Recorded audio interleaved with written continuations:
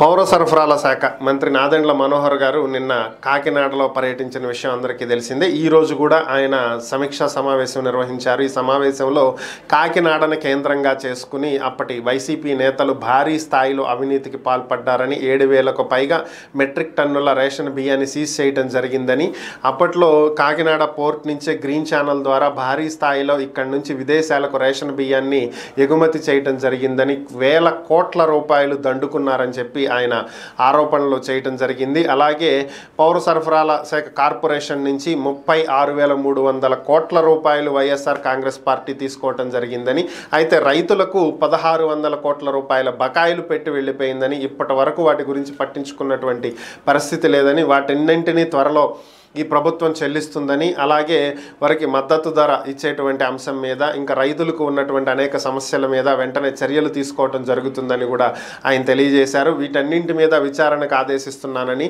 నేను పర్యటిస్తాను అని చెప్పి తెలిసి 4 రోజుల్లో భారీ స్థాయిలో ఇక్కడ దాచిపెట్టినటువంటి రేషన్ బియ్యాన్ని తరలించేసేటువంటి ప్రయత్నం కూడా చేశారని, కొద్దిపాటి వరకు పట్టుకోగలిగామని, మిగతాదంతా తరలించేయటం జరిగిందని, దీనికి స్థానికంగా ఉన్నటువంటి కొంతమంది అధికారులు కూడా గత ప్రభుత్వానికి లాలూచీ పడి పనిచేయటం జరిగిందని, ఇప్పటికి కూడా అలా కొంతమంది వ్యవహరిస్తున్నారని, ఇలాంటి వాళ్ళందరి మీద కఠినమైనటువంటి చర్యలు తీసుకుంటామని కూడా ఆయన తెలియజేయటం జరిగింది. కలెక్టర్లతో సమావేశం నిర్వహించడం జరిగింది. ఎక్కడ అవినీతి జరిగినా ఉపేక్షించొద్దని, అందరి మీద చర్యలు తీసుకోవాల్సిందిగా ఆయన ఆదేశాలు ఇవ్వటం జరిగింది.